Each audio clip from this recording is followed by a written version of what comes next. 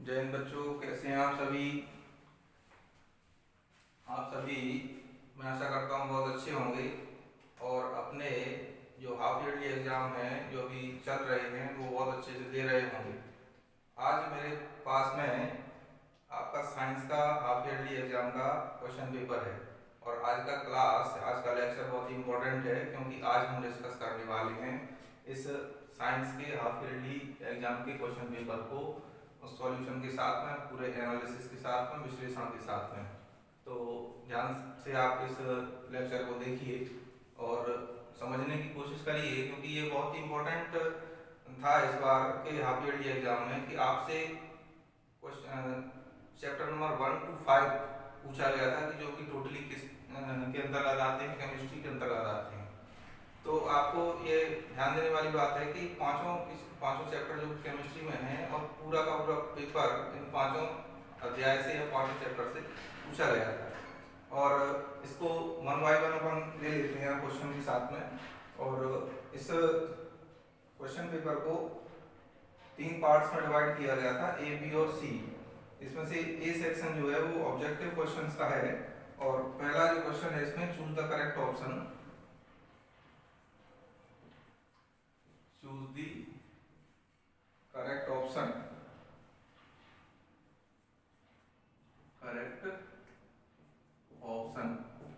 इसमें जो question number 1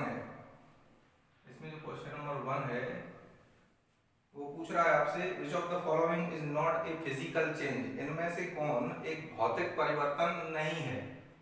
ध्यान दीजिएगा, भौतिक परिवर्तन नहीं है मतलब कि एक कोई ऐसा होगा जो भौतिक परिवर्तन नहीं होगा, फिजिकल चेंज नहीं होगा, बाकी सारे फिजिकल चेंज होंगे। तो इसमें जो 4 ऑप्शन आपको दिए गए हैं ये थोड़ा सा कंफ्यूजिंग क्वेश्चन है और इसमें 4 ऑप्शन दिए हैं। फर्स्ट है formation of water vapour from boiling water, water vapour का बनना, जल वाष्प का बनना उबलते हुए पानी से। दूसरा जो ऑप्शन है एलपीजी कंबशन, एलपीजी का दहन, मेल्टिंग ऑफ आइस, बर्फ का पिघलना।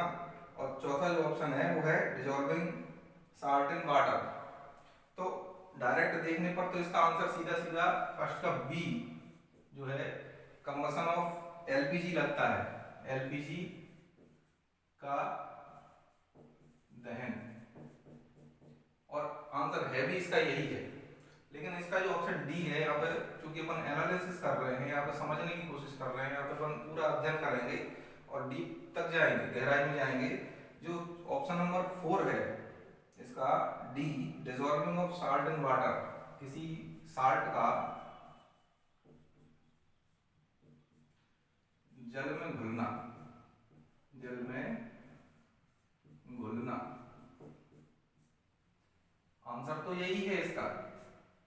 लेकिन ये जो साल्ट का जल में घुलना ये भी क्या है, एक केमिकल चेंज है, ये भी केमिकल चेंज है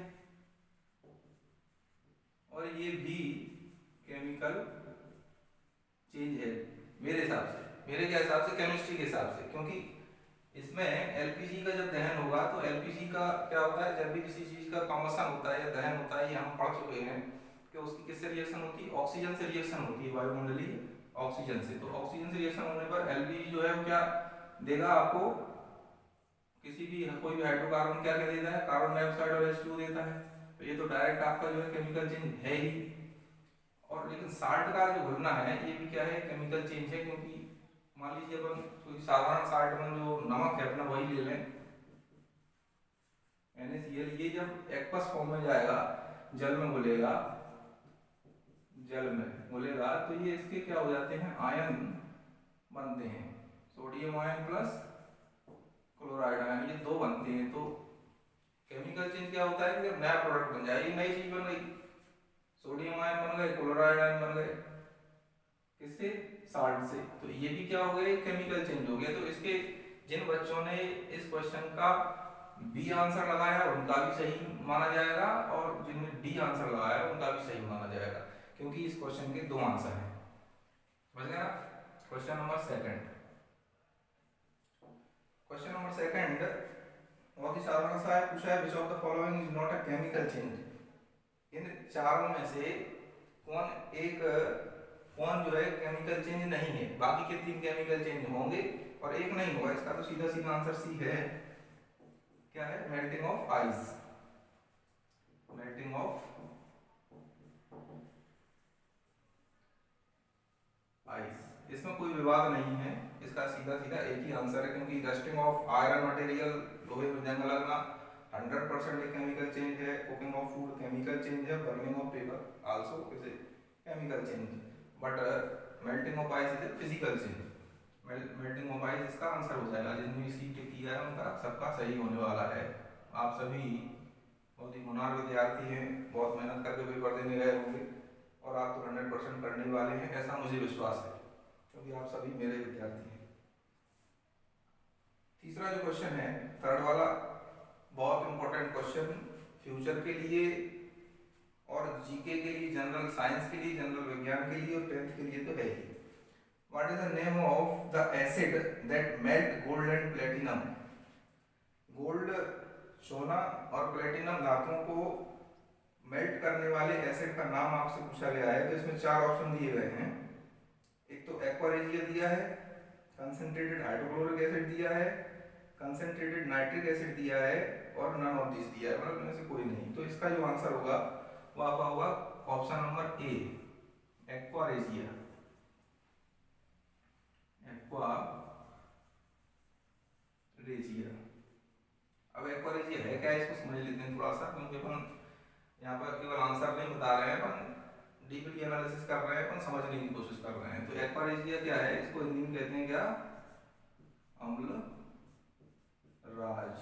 ये जो है, जो अम्लराज है, ये सोना और प्लेटिनम जैसी जो मेटल्स रहते हैं उनको क्या कर देता है, डिसॉल्व कर देता है, मेल्ट कर देता है। और जितने भी ज्वेलर्स रहते हैं, सोने का काम करने वाले कारीगर रहते हैं, वो सब इसका यूज करते हैं।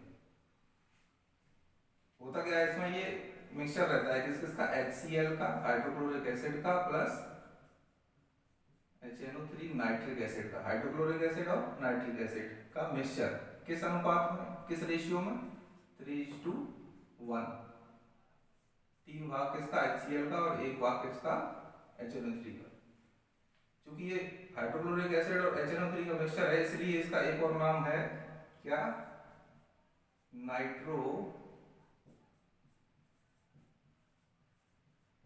हाइड्रोक्लोरिक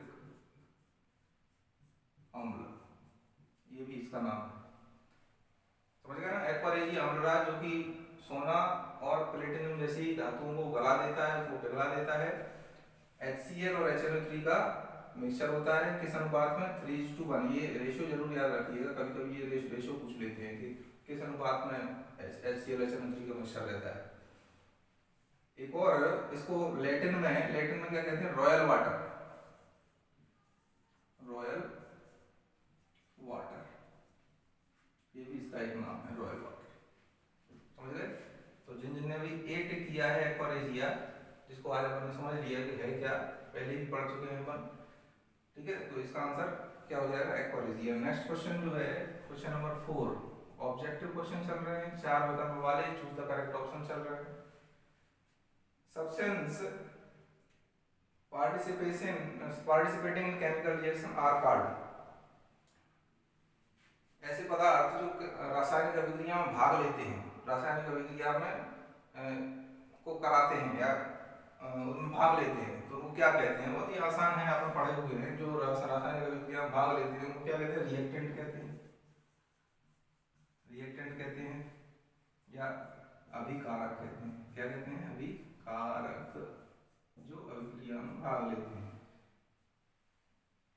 A=B, ए अभिकारक है और बी क्या है, उत्पाद है, रिएक्टेंट है और क्या है, प्रोडक्ट है। तो ये यहाँ पे क्या पूछा है, तो इसका आंसर क्या हो जाएगा, ये रिएक्टेंट, ऑप्शन नंबर बी हो जाएगा। समझ गए। जिन्हें बी टिक किया है उनका सबका सही है। क्वेश्चन नंबर नेक्स्ट 5th है, gastric digestive juice have pH value during digestion. पाचन के दौरान, पाचन चल रहा है तब जो हमारा स्टमक है उसका पीएच वैल्यू क्या रहता है पाचन के दौरान, समझने वाली बात है। तो इसका अपन पढ़े हुए हैं, क्या रहेगा, option number A, less than 7। 7 मतलब 7 से कम, मतलब अम्लीय रहने वाला है। क्या रहने वाला है? अम्लीय। इसका भी कारण आपको पता है, आप लोग पढ़े हुए हैं, मैंने आपको बताया है, आप लोग सब समझदार हैं। किसके कारण? HCl के कारण। क्योंकि अपन जानते हैं कि डाइजेशन के दौरान जो स्टमक रहता है उसका जो स्टमक की जो वॉल रहती है, दीवार रहती है, उससे क्या सीक्रेट होता है? HCl का उत्सर्जन होता है। इस कारण से जो pH वैल्यू रहती है वो लेस देन 7 रहती है, मतलब माध्यम कैसा रहता है? मीडियम, एसिडिक मीडियम रहता है। सिक्स्थ क्वेश्चन जीके टाइप का क्वेश्चन है। विच acid is present in tomato? टमाटर लाल टमाटर में कौन सा एसिड होता है? तो इसका जो राइट आंसर है ऑप्शन नंबर बी, क्या हो जाएगा? Oxalic acid. Oxalic acid. इसमें और भी दिए हैं। फर्स्ट ऑप्शन में दिया है एसिटिक एसिड, तो जो विनेगर में पाया जाता है, सिरका में। और सी सिट्रिक एसिड दिया है, वो नींबू या खट्टे फलों में पाया जाता है। और टार्टरिक एसिड इमली में पाया जाता है, टेमरिंड में। तो इसको याद रखिएगा कि टोमेटो में कौन सा मिलेगा आपको? ये ऑक्जेलिक एसिड मिलेगा। बाकी सारे भी याद कर लीजिए, ये बहुत इंपॉर्टेंट क्वेश्चन है, पूछ जाते हैं कई बार। तो एसिटिक एसिड कहाँ मिलेगा? विनेगर में मिलता है, सिरके में मिलता है। सिट्रिक एसिड नींबू, लेमन या खट्टे पदार्थ जो भी रहते हैं, खट्टे फल जो भी रहते हैं, उनमें मिलता है। और टार्टरिक एसिड जो है इमली में मिलता है। ठीक है, तो ये आपके क्या होगा? चूज द करेक्ट ऑप्शन होगा। नेक्स्ट जो क्वेश्चन है आपका, फिल इन द ब्लैंक्स। आप लोग जब इस वीडियो को देख रहे होंगे तो आपसे मैं रिक्वेस्ट करूंगा कि पेपर साथ में रखिएगा। तो अगर यहाँ कुछ आपको लिखा नहीं दिख रहा है तो आपको वहाँ पे आप देख सकते हैं। क्या रहेगा नेक्स्ट जो रहेगा? Fill in the blanks. Fill in the blanks भी आपको कितने दिए हैं? 6 पूछे गए थे, हर एक नंबर का था। 6 मार्क्स आपके कंप्लीट बनने वाले हैं अगर आपने सही किए हैं तो। Second question number second, fill in the blanks.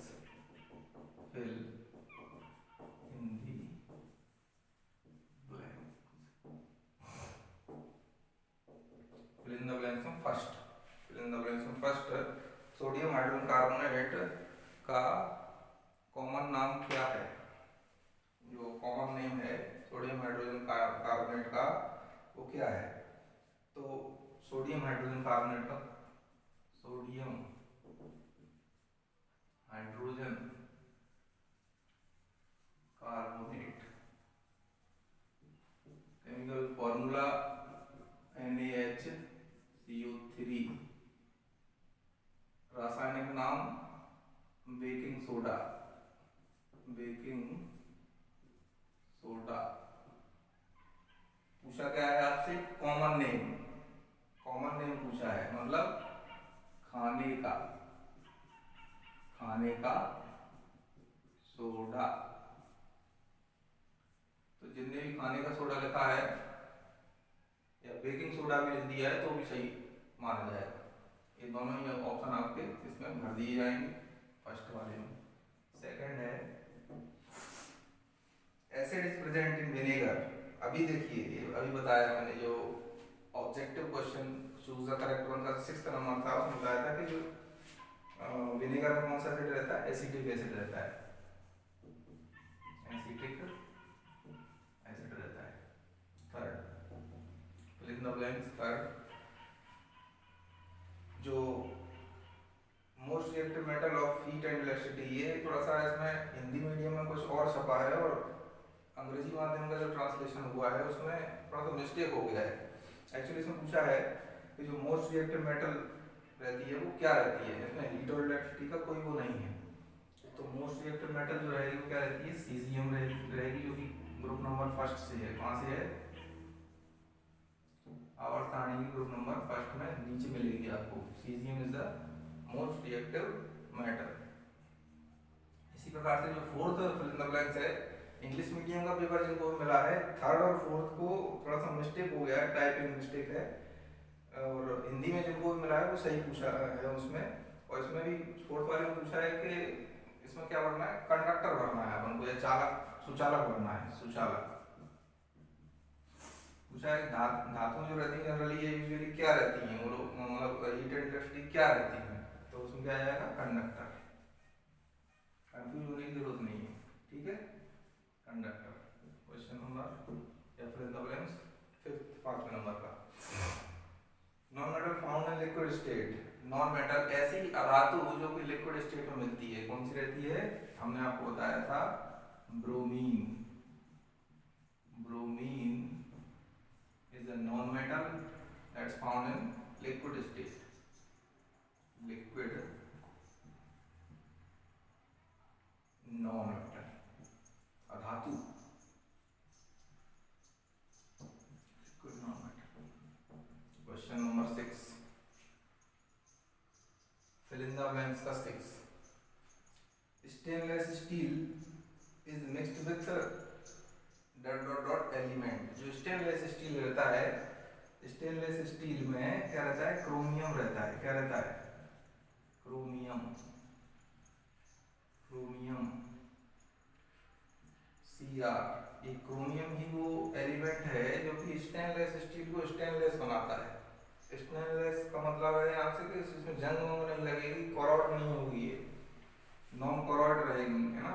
तो क्रोमियम किसके साथ में रहता है, प्लस आयरन के साथ में।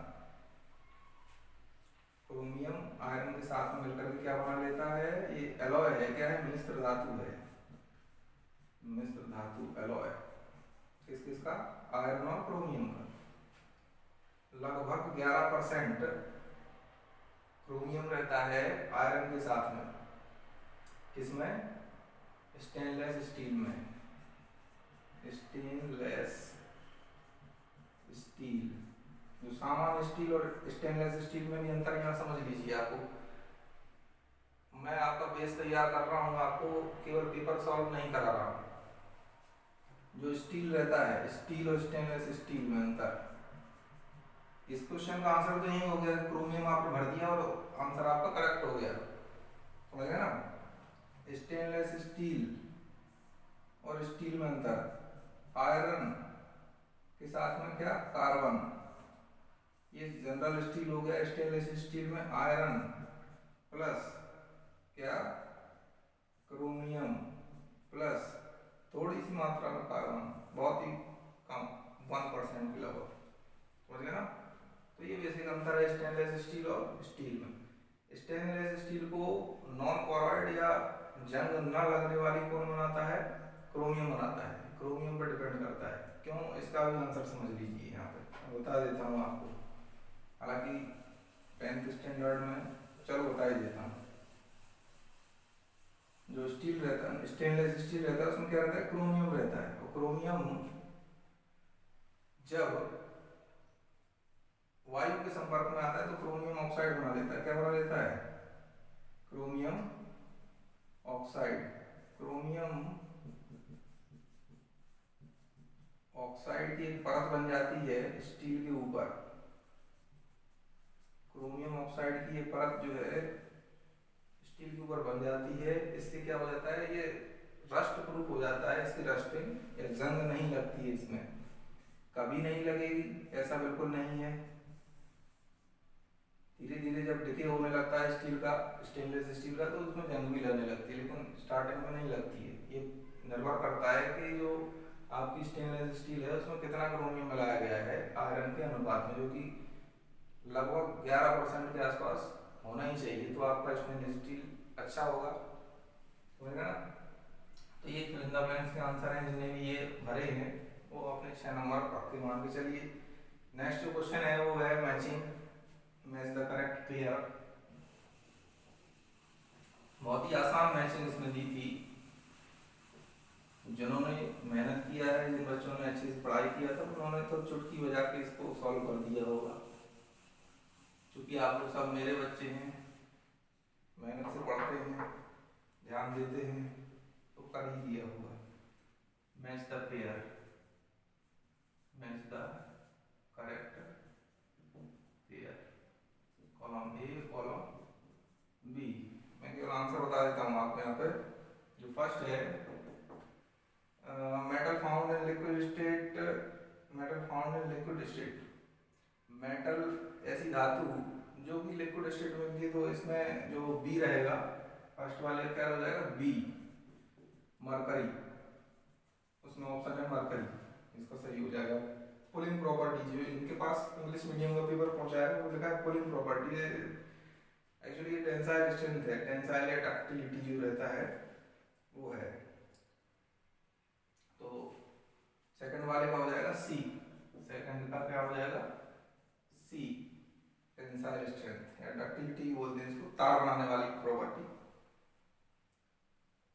थर्ड है पीट metal character on text seat, ये थोड़ा सा इसमें स्पेलिंग या ये टाइपिंग मिस्टेक हो रहा है, ये एक्चुअली क्या है, धातु को पीट करके शीट में परिवर्तित करने की जो प्रॉपर्टी है उसके बारे में पूछा गया है। थर्ड वाले का जो हो जाएगा ए मेलिएबिलिटी, आघात वर्धिता या आघात वर्धनीयता। Fourth is less reactive metal, less reactive metal मतलब कम, बहुत ही कम क्रियाशील धातु, कौन कौन सी, गोल्ड और सिल्वर। फिफ्थ का क्या हो जाएगा, सॉरी फोर्थ का क्या हो जाएगा, E, fourth is E gold and silver. Fifth में पूछा है वैलेंसी ऑफ कार्बन, कार्बन की संयोजकता कितनी होती है, पढ़े हो आप लोग, 4 होती है, तो इसका मतलब क्या हो जाएगा, एफ 4, ना। नेक्स्ट है बेस ऑफ मोजलेस पीरियोडिक टेबल, मोजले ने कौन सी पीरियोडिक टेबल दी थी बताइए जल्दी करें फटाफट, मॉडर्न पीरियोडिक टेबल, उसका बेस क्या था, एटॉमिक नंबर, तो इसका आंसर क्या हो जाएगा, डी। 6 वाले का क्या हो जाएगा, डी हो जाएगा। तो ये आपके यहाँ पे भी 6 नंबर आपके क्या हो गए, कंफर्म हो गए। जिन्होंने भी ये किया है वो अपने 6 नंबर पक्के मान के चलेंगे। नेक्स्ट क्वेश्चन है question number 4, 1 word answer, 1 sentence answer, जिनका की उत्तर आपको एक लाइन में या एक शब्द में देना है। ध्यान दीजिएगा क्वेश्चन नंबर 4, अभी भी सेक्शन ए चल रहा है, पेपर सामने रखिएगा और आसानी होगी आपको समझने में कि क्या मैं कह रहा हूँ। क्वेश्चन नंबर 4 का फर्स्ट, इन सभी, इसमें भी 6 क्वेश्चन दिए हैं और इन 6 के आंसर आपको 1 वर्ड या 1 सेंटेंस में देना है, एक शब्द में या एक लाइन में देना है maximum. In what form of carbon present in atmosphere,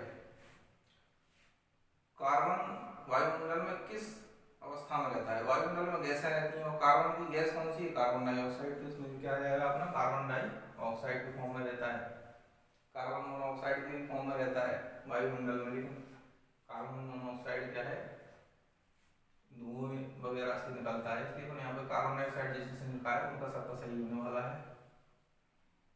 second है why does the heavy surface of vessels turns black while cooking, खाना बनाते समय जो बर्तन रहता है उसकी जो नीचे की बेस रहता है, आधार रहता है, मोटा रहता है, वो काला क्यों हो जाता है, ये पूछा है।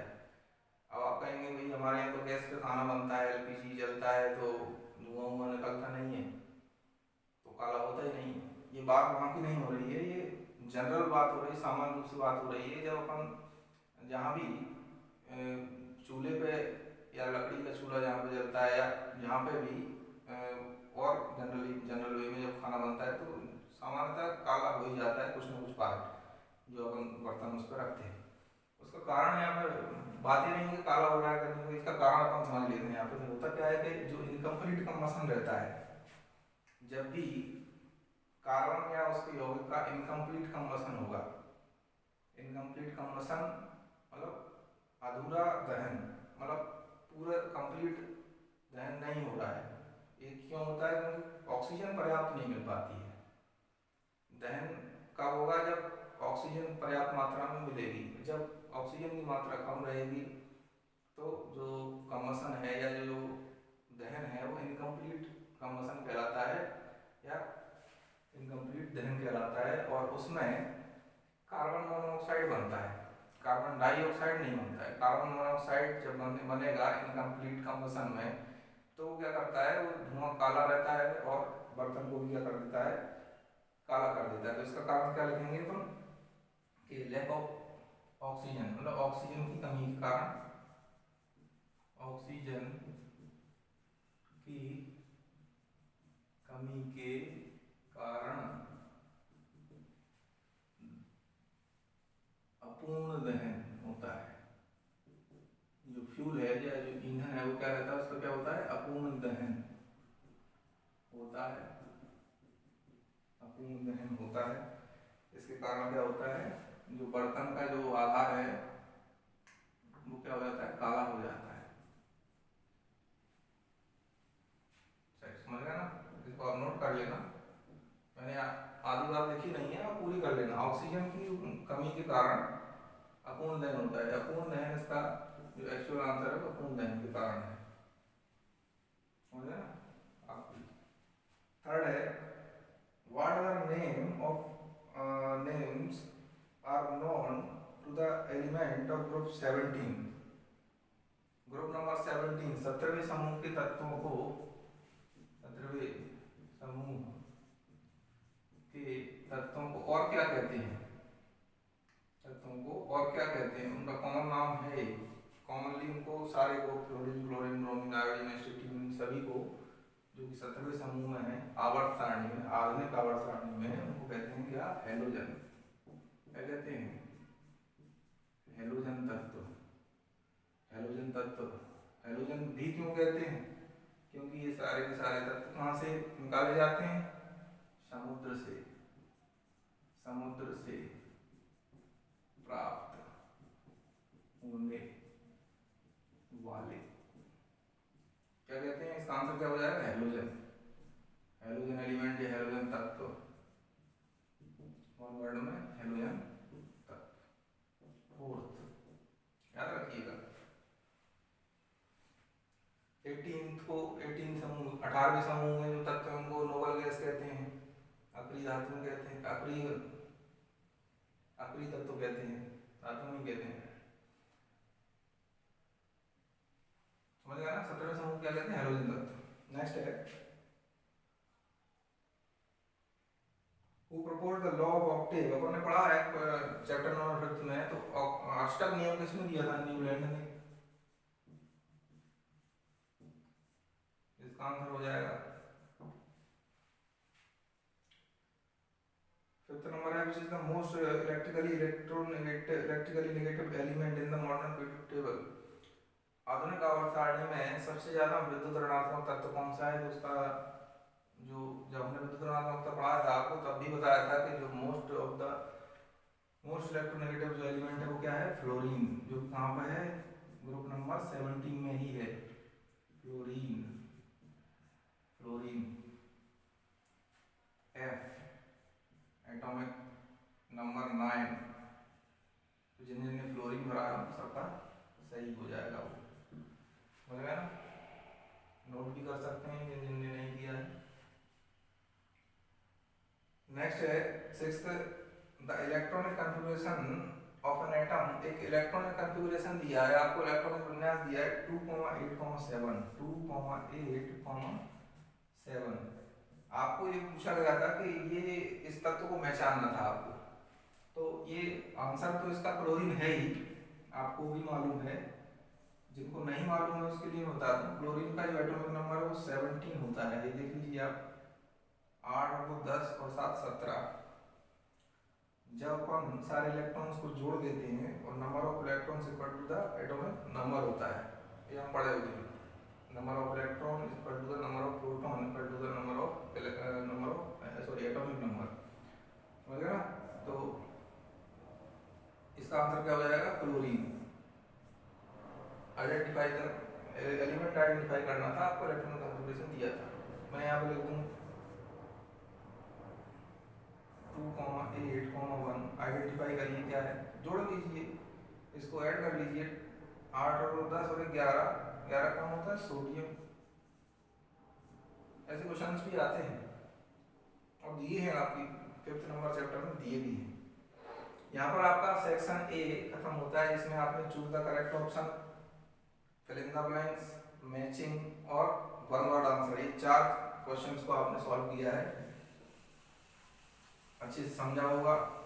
अब अगर फिर भी किसी क्वेश्चन में डाउट रहता है तो आप जैसा कि करते रहते हैं व्हाट्सएप के माध्यम से या डायरेक्ट कॉल लगाकर भी आप मुझसे पूछ सकते हैं, पूछते ही रहते हैं, काफ़ी सारे बच्चों का फोन आता रहता है जो भी सिंसियर है, जो पढ़ाई कर रहे हैं। Section number B, section B question number 5 से 8 तक, ये क्वेश्चन नंबर 5 से 8 तक सेक्शन बी है और इन सभी के क्वेश्चन का जो है क्वेश्चन जो है 2 मार्क्स के हैं ये question. Question number 5, question number 5 का आंसर आप सभी ने लिख लिया होगा, अगर ये किसी ने नहीं लिखा है तो मैं उससे बहुत नाराज हूँ, क्योंकि ये चैप्टर नंबर 1 का पहला ही क्वेश्चन है। What is the balance chemical equation, chemical equation क्या होती है और बैलेंस इसको करना क्यों जरूरी है, पहले ही चैप्टर में, फर्स्ट चैप्टर में पहले ही पहला या दूसरा ही क्वेश्चन है ये, इसलिए आपको इसको आना चाहिए। अगर नहीं आता है तो आप इसको लर्न कर लीजिए, याद कर लीजिए। थोड़ा सा मैं आइडिया दे देता हूँ, क्योंकि दोनों तरफ के क्या होना चाहिए, बराबर नंबर ऑफ एलिमेंट्स बराबर होना चाहिए। ये कौन कहता है, कौन सा लॉ कहता है, ये मुझे ये आपके लिए होमवर्क है, ये क्वेश्चन एक्चुअली अभी यहाँ पर डिस्कस करूंगा नहीं, क्योंकि इस पर बहुत डिस्कशन हुआ है। Question number 6, why are oil and saturated food affected by nitrogen। ये अच्छा क्वेश्चन है कि जो पैकेट बंद फूड आते हैं, चिप्स वगैरह आते हैं, नूडल्स आते हैं, जो भी पैकेट बंद आते हैं, उनको नाइट्रोजन उनमें क्यों भरी जाती है, पैकेट में नाइट्रोजन क्यों भरी जाती है। तो इसका आंसर अपन ये इसको भी डिस्कस पहले कर चुके हैं। इसमें क्या रहता है कि उस फूड को खराब होने से बचाने के लिए, उसको रेंसिड होने से बचाने के लिए, रेंसिडिटी पढ़े थे अपन, रेंसिड होने से बचाने के लिए उसमें क्या भर देते हैं, नाइट्रोजन भर देते हैं। इससे क्या होता है, खराब नहीं होता है, काफी दिनों तक चल जाता है। क्वेश्चन नंबर 7, विकृत गंधिता से बचाने के लिए, हिंदी में सॉरी, बाद में फोन आते हैं मेरे पास, सर आप हिंदी में नहीं बताते। विकृत गंधिता से बचाने के लिए उसमें क्या करते हैं, नाइट्रोजन को भरा जाता है। क्वेश्चन नंबर 7 बहुत अच्छा क्वेश्चन है। Fresh milk has pH value of 6। जो फ्रेश मिल्क रहता है,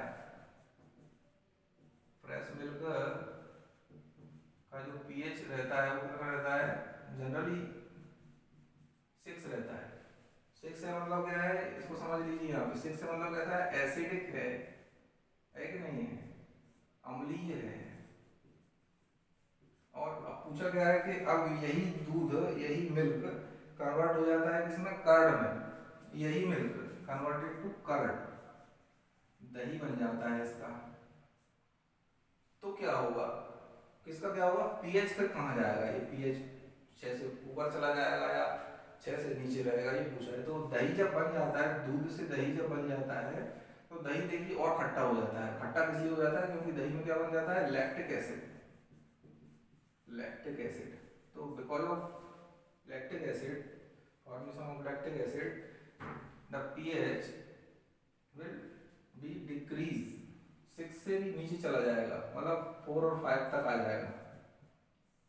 जब लैक्टिक एसिड फॉर्मेशन हो गया, दही बन गया, तो जो पीएच वैल्यू रहेगा वो 4-5 तक चला जाएगा, डिक्रीज हो जाएगा। क्यों, क्योंकि दही बनने से उसमें क्या हो गया, लैक्टिक एसिड फॉर्मेशन हो गया, समझ गया ना। Question number 8, right the chemical name and formula of bleaching powder, plaster of Paris and baking soda.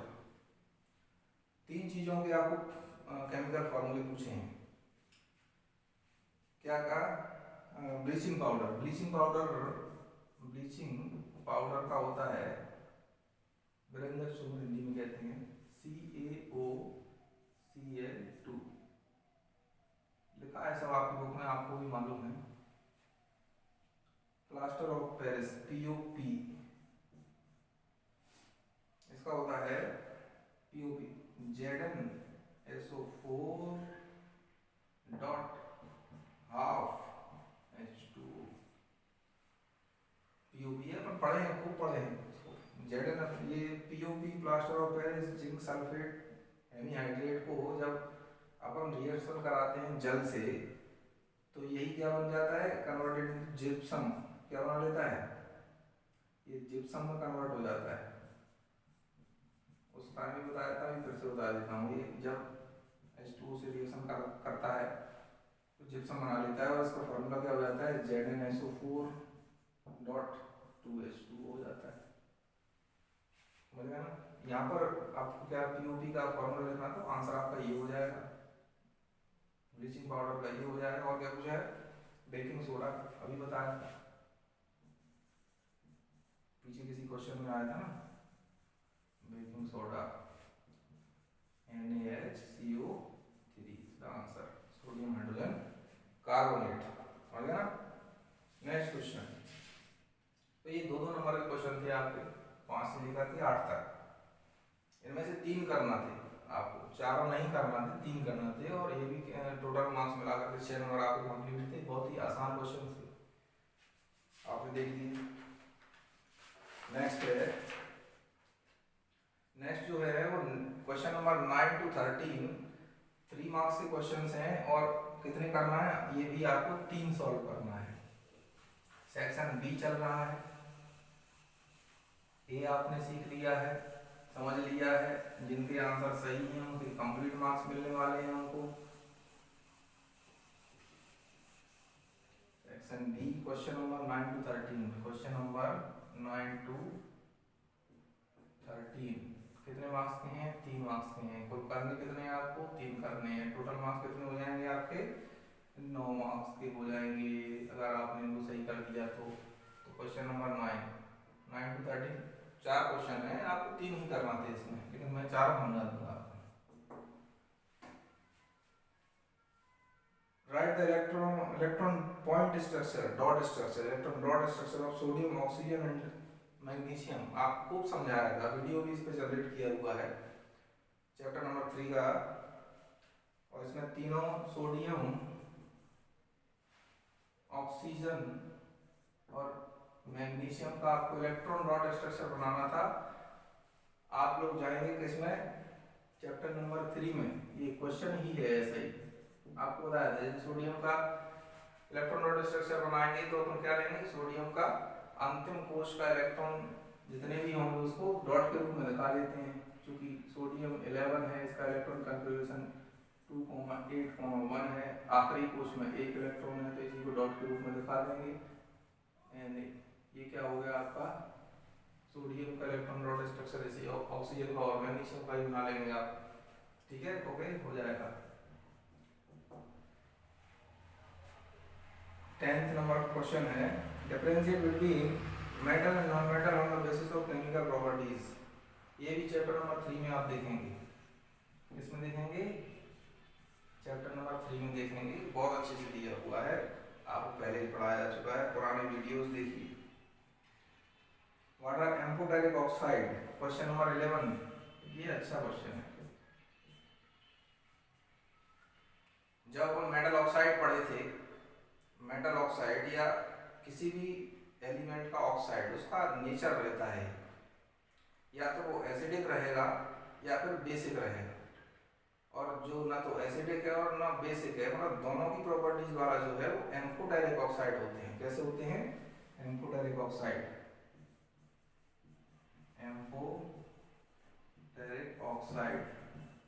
Amphoteric oxide मतलब उभयधर्मी ऑक्साइड, उभयधर्मी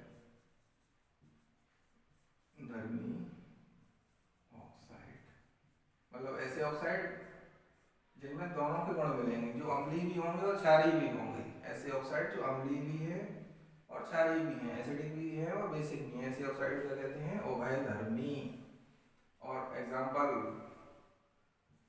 पूछे हैं, Al2O3 aluminium oxide, BeO beryllium oxide, ये दोनों ही क्या हैं आपके, किस प्रकार के ऑक्साइड हैं, उभयधर्मी ऑक्साइड है। मतलब ये एसिडिक और बेसिक दोनों नेचर से बिलोंग करते हैं, दोनों की प्रॉपर्टीज रखते हैं, समझ गए ना। क्वेश्चन नंबर 12 बहुत ही आसान है, जमाने से पढ़ते चले आ रहे हैं।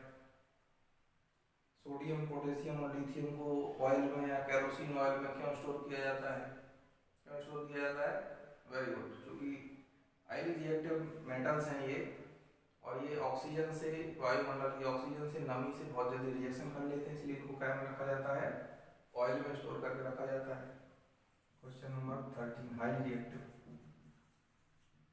Highly reactive. Question number 13, question number 13 ये पूछ रहा है आपसे कि right 3 properties of ionic compound. Complete एक वीडियो इसी पे बनाया हुआ है, प्रॉपर्टीज ऑफ आयनिक कंपाउंड में। बैक जाइए और उस वीडियो को देख लीजिए, आपको समझ में आ जाएगा कौन कौन सी प्रॉपर्टीज और आयनिक कंपाउंड की हैं। High melting point, boiling point रहता है, सॉलिड रहते हैं, कुछ याद आया? करिए, याद करिए, वेरी गुड, हो जाएगा ये 13 नंबर का हो जाएगा आपसे। नेक्स्ट है क्वेश्चन नंबर आपके 14 टू 18, 14 टू 18, ये भी आपके 3 मार्क्स के हैं और 3 ही करना है आपको, मतलब इसमें भी 9 नंबर आप चाहें तो बना सकते हैं, अपने अच्छा स्कोर कर सकते हैं अगर आपने अच्छी तैयारी इस पेपर दिया है तो। क्वेश्चन नंबर 14, ये क्वेश्चन नंबर 14 है, चैप्टर नंबर 4 का है, 4 से। हमने आपको एग्जाम से पहले जब ग्रुप में एक मैसेज डाला था कि जो पोर्शन बोर्ड से ने डिलीट किया है, कुछ पोर्शन हटाया गया है, उससे क्वेश्चन नहीं आया, तो बिल्कुल नहीं आया इससे जो पेपर है ये एग्जाम पेपर, उसमें बिल्कुल नहीं पूछा गया है। ये जो चैप्टर नंबर 4 जो है से क्वेश्चन जो आया वो जो पोर्शन डिलीट नहीं किया है उससे आया है, मतलब स्टार्टिंग से आया है। होमोलोगस सीरीज क्या है, what is homologous series, explain with example, समझ गए ना। तो ऐसी सीरीज इसमें जिनके 2 नियर बाई जो कंपाउंड रहते हैं उनमें CH2 का अंतर रहता है,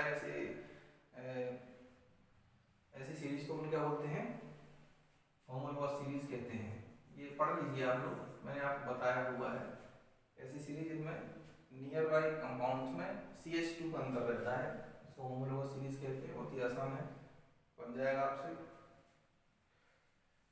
कोई एग्जांपल भी बता सकते हैं आप, इसमें एग्जांपल जो पूछा है CH4 C2, ये सारे एल्केन्स हैं, C2H6 C3H8 C4H10, methane, methane, propane, butane, इन सब में जो डिफरेंस है, किसका डिफरेंस है, CH2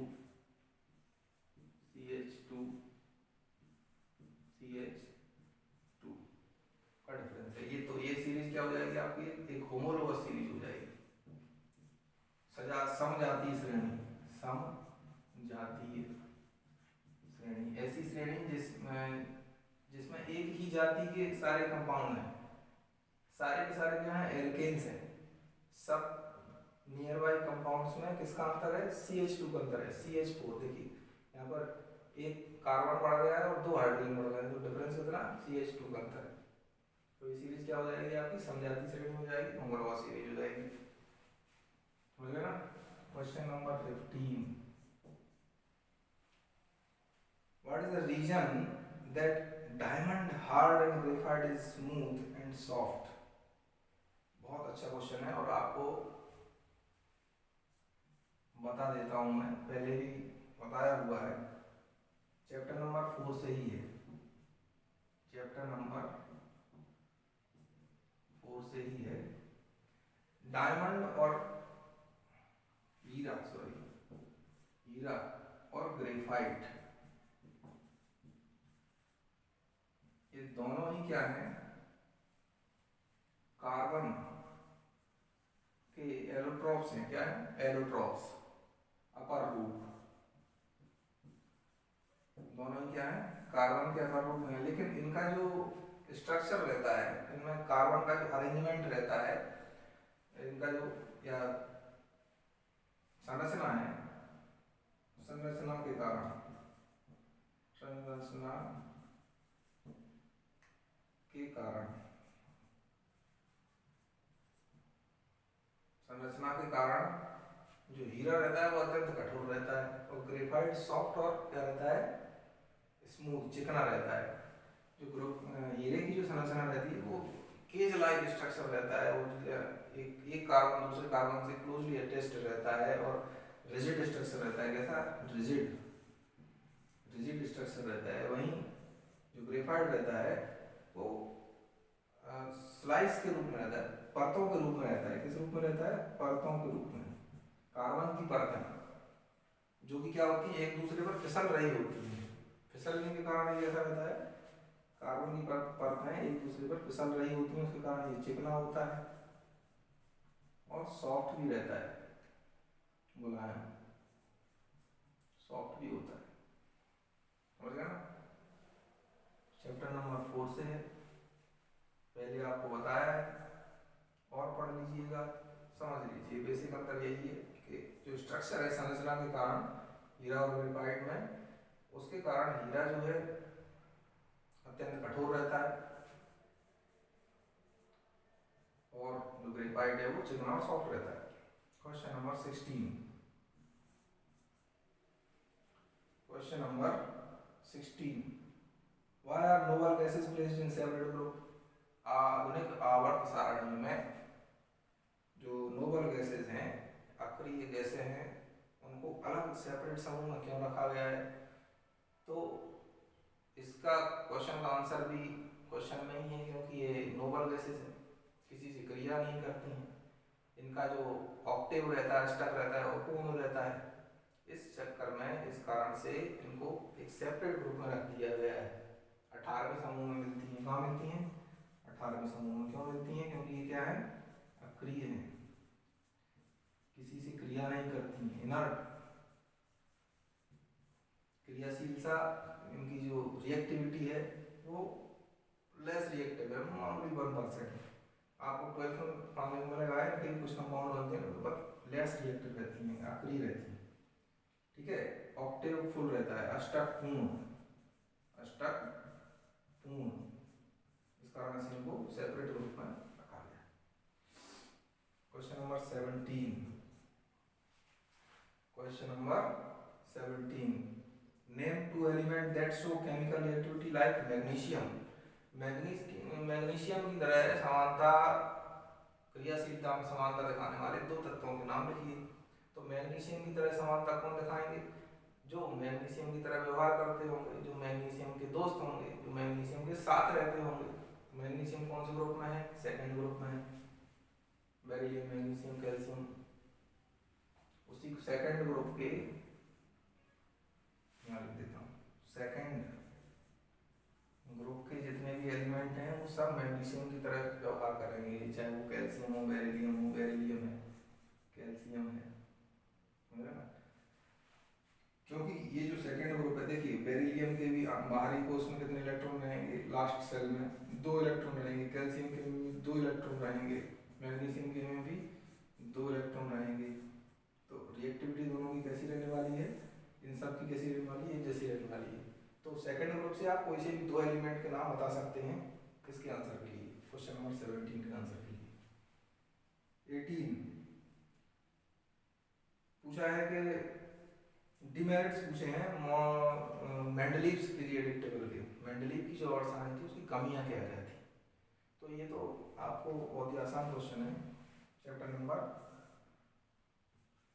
5 से है, आपने अच्छे से पढ़ा हुआ है, मैंने पढ़ाया। पीछे के वीडियो देख लीजिए, 5वें चैप्टर का पूरा प्लेलिस्ट आपके पास है, मिल जाएगा आपको। शॉर्ट कमेंट्स पूछा है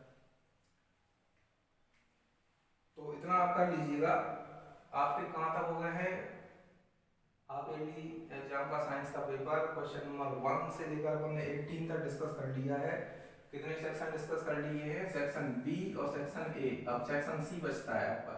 क्या बचता है? Section C. इसको नेक्स्ट वीडियो में अपन लेते हैं, क्योंकि ये लंबा वीडियो हो रहा है थोड़ा सा, इसलिए उसको दो पार्ट में किया हुआ है मैंने। तो नेक्स्ट जो रहेगा अपना सेक्शन सी को पर डिस्कस करेंगे, मतलब question number 19, question number 19 to question number last 32 तक। ये नेक्स्ट वीडियो में हम इनको अच्छे से समझेंगे। आप इनको 2-3 बार देखिए इस वीडियो को, और इन 18 के 18 क्वेश्चन को समझने की कोशिश कीजिए। ये बहुत अच्छे क्वेश्चन हैं। अपने पास एक प्रश्न बैंक बन रहा है, क्वेश्चन का बैंक बन रहा है, जो कि अपन को किसमें काम में आएगा? फाइनल एग्जाम में अवश्य काम में आएगा, क्योंकि ये सारा का सारा paper 1 question number chapter number 1 to 5 से आया है और पूरा पूरा केमिस्ट्री से आया है।